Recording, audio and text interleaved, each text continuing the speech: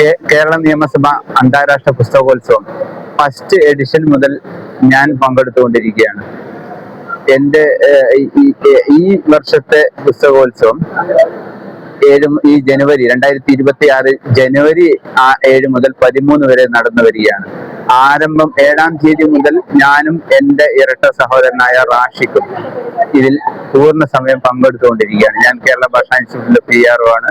ഇവിടുത്തെ പുസ്തകോത്സവത്തിന്റെ ഭാഗമായി നമുക്ക് ഇൻസ്റ്റിറ്റ്യൂട്ടിന് തന്നെ ഒരു പുസ്തക സ്റ്റാളുണ്ട്. ഇവിടെ ഇൻസ്റ്റിറ്റ്യൂട്ടിന്റെ പുസ്തകങ്ങൾ പ്രകാശനം ചെയ്തിട്ടുണ്ട്.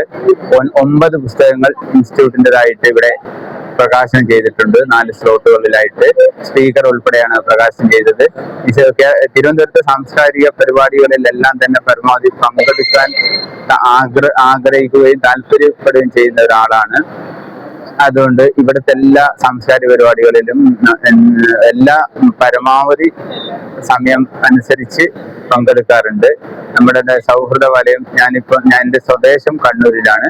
കണ്ണൂര് പാനൂർ പൂക്കോം ആണ് എൻ്റെ സ്വദേശം. നിലവിൽ വെളുപ്പിൽശാല പഞ്ചായത്തിലെ പേയാട് കാട്ടുവിളയിൽ സ്ഥിര താമസമാക്കിയിരിക്കുകയാണ്. എൻ്റെ ഇരട്ട സഹോദരൻ പാനൂരിലാണ്. പാനൂര് മുനിസിപ്പാലിറ്റിയിലെ 38-ാം വാർഡിലാണ്.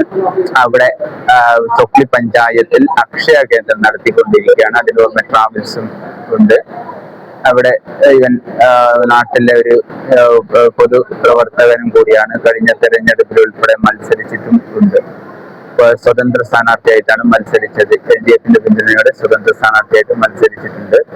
ഇവിടെ നമ്മുടെ തിരുവനന്തപുരത്ത് ഈ പല പ്രോഗ്രാമുകൾ നടക്കുമ്പോൾ ഇവന് ഇങ്ങനത്തെ പരിപാടിയിൽ താല്പര്യമുള്ള ആൾ എന്ന രീതിയിൽ ഇവിടെ നിൽക്കും. ഇവന്റെ സോഷ്യൽ മീഡിയയിൽ ഇവന് എല്ലാ പങ്കെടുക്കുന്ന പരിപാടികളൊക്കെ റാഷി പൂക്കോം എന്ന പേരിൽ സോഷ്യൽ മീഡിയയിൽ ചിത്രങ്ങൾ പങ്കുവെക്കുകയും ആളുകൾ സാമൂഹിക മാധ്യമങ്ങളിൽ നന്നായി ഇടപെടുകയും ചെയ്യുന്ന ഒരാളാണ്.